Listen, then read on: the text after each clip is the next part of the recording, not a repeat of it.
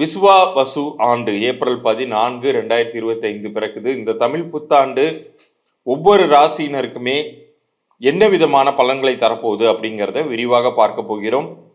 இந்த ஆண்டை பொறுத்த வரைக்கும், இந்த விசுவாவசு ஆண்டை பொறுத்த வரைக்கும் தனதானியங்கள் பயங்கரமாக பெருகக்கூடிய, முக்கியமாக உணவு தானியங்கள் பெருகக்கூடிய ஒரு ஆண்டாக இது இருக்க போகுது. அதே சமயத்தில் 4 கிரகங்கள் பெயர்ச்சி அடையுது. ஒவ்வொரு ராசியினருக்குமே ஏதேனும் ஒரு வகையில் உங்களுக்கு நன்மை அப்படிங்கிறது தேடி வரப்போகிறது. அதுதான் இந்த ஆண்டினுடைய சிறப்பம்சமே. வழக்கமா பெயர்ச்சி அப்படின்னு பார்க்கும் பொழுது பெரிய கிரகங்களுக்கு மட்டும்தான் நம்ம பெயர்ச்சி பலன்கள் வருஷம் பார்ப்போம். அது குருவோ சனியோ ராகு கேதுவோ இதுக்கு தான் பார்ப்போம். ஆனா இந்த ஒரே வருஷத்தில் 4 கிரகங்களும் இடம்பெயர்வதால் இது ஏதேனும் ஒரு வகையில் உங்களுக்கு நன்மை செய்ய போகுது. எந்த கிரகம் உங்களை காப்பாற்றும், எந்த கிரகம் உங்களை கைவிடும், எந்த கிரகத்திடம் நீங்கள் பெயர்ச்சினால் நீங்கள் ஜாக்கிரதையா இருக்கணும், எந்த விஷயத்துல ஜாக்கிரதையா இருக்கணும் அப்படிங்கிறத பற்றியெல்லாம் இதில் நான் விலாவாரியாக சொல்ல போகிறேன். முழுமையாக பார்த்து பயன்பெறுங்கள்.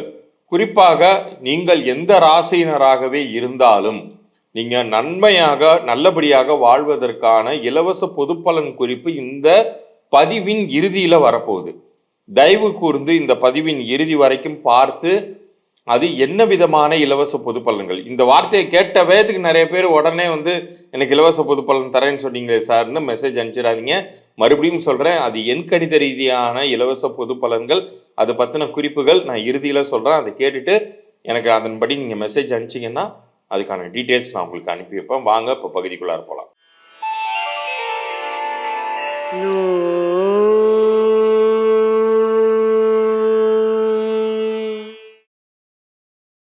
கும்பராசிக்கு இந்த விசுவாவசு ஆண்டு என்ன நல்ல பலன்களை தரப்போகுது அப்படிங்கிறத விரிவாக பார்க்க போகிறோம்.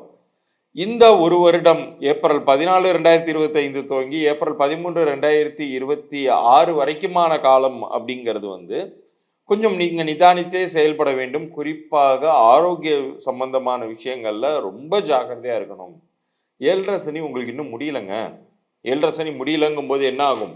ஒரு பக்கம் உங்களுடைய ஹெல்த் அடிக்கும், இல்லை குடும்பத்தினருடைய ஹெல்த்தை ஸ்பாயில் பண்ணி உங்களுக்கு அதனால் மனக்குழப்பங்களையோ மனக்லேசங்களையோ கொடுக்கும். அது நீங்கள் ஒரு சில பேருக்கு அவங்களுடைய தாய் தந்தைக்கு ஒரு தீராத ஒரு மெடிக்கல் எக்ஸ்பென்ஸை கொடுத்துரும். அதனால் உங்களுடைய மனம் ரொம்ப குழப்பம் அடையும், கவலை கூறும். இது எல்லாமே இருக்க தான் போகுது. பட் அது என்ன பண்ணுறது, அதை அக்செப்ட் பண்ணிக்கோங்க. அடுத்த ஒரு 2.5 வருஷம் கழித்து இது எல்லாமே நல்லபடியாக மாறும்போது ஓகே, அப்போ நம்ம கஷ்டப்பட்டோம், இப்போ நம்ம நல்லா இருக்கோம் அப்படிங்கிற மாதிரி நிலைக்கு தான் வரும். இன்னும் சொல்லப்போனால் ஒரு சில பேருக்கு இந்த இந்த தமிழ் புத்தாண்டு ஆரம்பித்து அடுத்த ஒரு வருஷத்துக்குள்ளார சில காரியங்கள் செய்து அதன் மூலமாக ரிலீஃப் அடையக்கூடிய ஒரு வாய்ப்புகள்லாம் சனி தரதான் போகிறார். 7.5 சனி காலத்தில் தான் நீங்கள் இருக்கீங்க. 2ஆம் வீட்டில் சனி, இன்னொரு பக்கம் பார்த்தீங்கன்னா 5ஆம் வீட்டில் குரு. குரு உங்களுக்கு ஒரு நல்ல இடத்துக்கு இருக்கார். அதோட அவர் உங்களுடைய ராசியை பார்க்கிறார். குரு பார்க்க கோடி தோஷ நிவர்த்தி. அதுதான் உங்களுக்கு பெரிய ரிலீஃப். உங்களுக்கு நான் கொஞ்ச நேரத்துக்கு முன்னாடி சொன்னேன் இல்லையா, பெற்றோர்களோ அல்லது யாரோ ஒரு உற்றார் உறவினருக்கு அவங்க நீங்கள் பார்த்துக்க வேண்டிய இடத்துல இருக்கக்கூடிய ஒரு குடும்ப உறுப்பினர் அவங்களுக்கு உடம்பு முடியலங்கும்போது உங்களுக்குமே அந்த மனக்குழப்பம், அந்த ஒரு வேதனையெல்லாம் இருக்கும் இல்லையா, அதுக்கான ரிலீஃப் ஏதேனும் ஒரு வகையில் குரு உங்களுக்கு தருவார். ஏன்னா அவர் 5ஆம் வீட்டுக்கு குருவாக உட்காருகிறார். 5ஆம் வீடுங்கிறது என்னது? பூர்வ புண்ணிய ஸ்தானம். நீங்கள் செய்த புண்ணியம் இப்போ வேலை செய்யும், உங்களை காப்பாற்றும். அதுவும் குரு பார்க்கிறார். குரு 5ஆம் வீட்டில் உட்கார்ந்து உங்கள் ராசியை பார்க்கிறார். பார்க்கும் பொழுது உங்களுக்கு கெடுதல்கள் அப்படிங்கிறது பெரிய அளவுக்கு நீங்கும், நன்மைகள் அப்படிங்கிறது பெருகும். 1ஆம் வீட்டிற்கு வரக்கூடிய ராகுவும் 7ஆம் வீட்டிற்கு வரக்கூடிய கேதுவும் உங்களுக்கு கெடுதல் பண்ணிடுவாங்களா அப்படின்னு பார்த்தா, 1ஆம் வீட்டு ராகு குருவுடைய பார்வையில தான் வராரு. அவர் எப்படி கெடுதல் பண்ண முடியும்? ஒன்ஸ் அகைன் அவர் குருவுடைய பார்வையில் இருக்காரு. எல்லாத்துக்கும் மேல ராகுங்கிறவர் யாரு? சர்ப்ப கிரகம், பாம்பு கிரகம். சனிங்கிறது மட்டும் என்ன சும்மாவா? அதுவும் பாம்பு கிரகம் தான். கும்பராசிங்கிறதுனுடைய அதிபதி சனி தானே. அவர் வீட்டில் உட்காரக்கூடிய ராகுவினால் பெரிய கெடுதல்கள் ஏற்கனவே நிகழாது. அப்படிங்கும்போது கூடுதலாக குருவுடைய கண்ட்ரோல்ல வேற அவர் இருக்காருங்கும் போது அதை பற்றி நீங்க பெரிதாக கவலைப்படக்கூடிய ஒரு விஷயம் எதுவுமே கிடையாது. ஆனால் 7ஆம் வீட்டில் வரக்கூடிய கேது வந்து என்ன பண்ணுவார் அப்படின்னு பார்க்கும் பொழுது, ஒரு சில பேருக்கு வரன் பார்த்து கொண்டிருந்தால் அது தள்ளி போகலாம். தள்ளி போவது நல்லது தான். உங்களுடைய மனதிற்கு பிடித்த மிக சரியான வரன் அமையலாம். அப்படி இல்லைன்னா உங்களுக்கு வந்து இப்போ இருக்கக்கூடிய அந்த ஒரு ஃபேமிலி பாண்ட் உள்ள நுழைஞ்சிங்கன்னா அது உங்களுக்கு ஒத்து வராத ஒரு குடும்பமாக இருந்திருக்கும். நல்ல வேளை அது வந்து நம்ம அப்பா அந்த இதில் என்ட்ரு ஆகலை மேரேஜ் பாண்டில் அப்படிங்கிறது உங்களுக்கே புரிய வரும். ஏற்கனவே திருமணமானவர்கள் மட்டும் கொஞ்சம் நிதானித்து நடக்கணும். திருமணமாகாத இளம் பருவத்தில் இருக்கக்கூடியவர்கள் மாற்றுப்பால் இனத்தவரால் ஏமாற்றமோ அல்லது மனக்குமுறல்களுக்கோ ஆளாகலாம். ஸோ நீங்கள் மட்டும் கொஞ்சம் ஜாக்கிரதையாக இருக்கணும். ஏற்கனவே ஹஸ்பண்ட் அண்ட் ஒய்ஃபாக இருக்கிறவங்க வந்து ஒருத்தரை அனுசரித்து விட்டு கொடுத்து போகணும் அப்படிங்கிற ஒரு எண்ணத்தை மட்டும் வளர்த்து கொள்ளுங்கள். உங்களுக்குரிய மிக சிறந்த ஒரு பரிகாரமாக அமையக்கூடியது, நீங்கள் அருகில் இருக்கக்கூடிய பழமை வாய்ந்த சிவன் ஆலயத்திற்கும் முருகன் ஆலயத்திற்கும் சென்று வரலாம். முருகனுடைய ஆலயங்கள்ங்கிறது எல்லா இடத்துலையும் இருக்குது. அறுபடை வீடுன்னு சொல்லக்கூடிய அந்த 6 கோயில்கள் தமிழகம் முழுக்குமே பரவி கிடக்கு. அப்படிங்கும்போது அதில் ஏதாச்சும் ஒரு கோயில் உங்கள் ஊருக்கு பக்கத்தில் நீங்கள் தேர்ந்தெடுத்து போயிட்டு வரலாம்.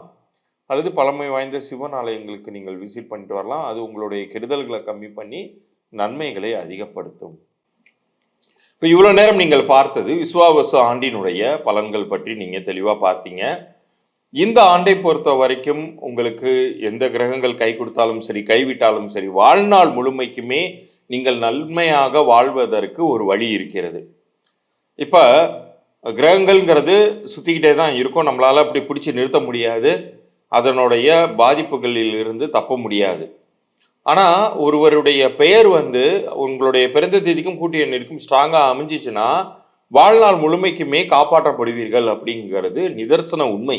ஆனால் அது யாருக்கு கிடைக்கும் அப்படின்னு கேட்டிங்கன்னா, உண்மையிலேயே குலதெய்வ வழிபாடு செய்து அதனுடைய அருளாசிகள், குலதெய்வத்தினுடைய அருளாசிகள் உங்களுக்கு முழுமையாக கிடைக்கப்பட்டவர்களாக நீங்கள் இருந்தீர்கள் என்றால், நீங்கள் வணங்கும் குருமகான்களுடைய அருளாசிகள் உங்களுக்கு கிடைத்திருக்கும் என்றால், இந்த பதிவை பார்த்து உங்களுக்கு எண்கணித பலன்கள் அப்படிங்கிறது கிடைக்கும். இப்போ உங்களுடைய பெயர் உங்கள் பிறந்த தேதிக்கும் கூட்டிய எண்ணிற்கும் பொருந்திருக்கா இல்லையா அப்படிங்கிற தகவல்களை நான் உங்களுக்கு ஒரு முதல் தகவல்களாக நான் உங்களுக்கு வழங்குவேன். அது இலவச பொது பலன்களாக உங்களுக்கு அனுப்பிச்சு வைப்பேன். அப்படி பொருந்தலைன்னா என்ன செய்யணுங்கிறத ஃபர்தர் கன்சல்டேஷனில் அது நீங்கள் விருப்பப்பட்டால் நீங்கள் எடுத்துக்கலாம். ஆனால் இதிலிருந்து கிடைக்கக்கூடிய பலன் அப்படிங்கிறது வந்து வாழ்நாள் முழுமைக்குமே உங்களை காப்பாற்றும். அது உங்களுடைய பிறந்த தேதியின் கூட்டு எண் இதற்கு பொருத்தமாக அமையும் சக்தி வாய்ந்த அதிர்ஷ்ட பெயர் என்னால் உங்களுடைய விதி வந்து நல்ல கதிக்கு மாறும், உங்களுக்கு வெற்றியை தேடி தரும். அதை பற்றின தகவல்கள் உங்களுக்கு தெரிந்து கொள்ளணும்னா நீங்கள் உங்களுடைய பிறந்த தேதி, உங்களுடைய பெயர், இது ரெண்டுத்தையும் எனக்கு நீங்கள் கீழே தெரிகிற வாட்ஸ்அப் எண்ணிற்கு அனுப்பிச்சி வைக்கணும். மறந்துடாமல் நம்ம சேனலை சப்ஸ்கிரைப் பண்ணி அதோடைய ஸ்க்ரீன்ஷாட்டோட அனுப்பிச்சி விடுங்க. உங்களுக்கான பதில் 3 நாட்களுக்குள்ளார நான் அனுப்பி வைக்கிறேன். நேரம் இல்லாத காரணத்தால் முதலில் வரக்கூடிய ஒரு 100 நபர்களுக்கு நான் அனுப்புவதாக இருக்கேன். முடியாதவங்களாம் 100 தாண்டி போனவர்களும் நீங்கள் அனுப்புங்க. உங்களுக்கு என்னுடைய நேரத்தை பொறுத்து நான் எப்படியாச்சும் உங்களுக்கு ஆன்சர் பண்ண ட்ரை பண்ணுறேன். நீங்கள் வியாபாரம் செய்பவர்களாக இருந்தால் உங்களுடைய வியாபார பெயரையுமே குறிப்பிட்டு அனுப்புங்க. குழந்தைக்கு இப்போ தான் பேர் வச்சுருக்கீங்கன்னா குழந்தையுடைய பிறந்த தேதியும் பெயரையுமே அனுப்பிச்சி விடுங்க. அவங்களுக்கும் எப்படி இருக்குன்னு நான் பார்த்து சொல்கிறேன்.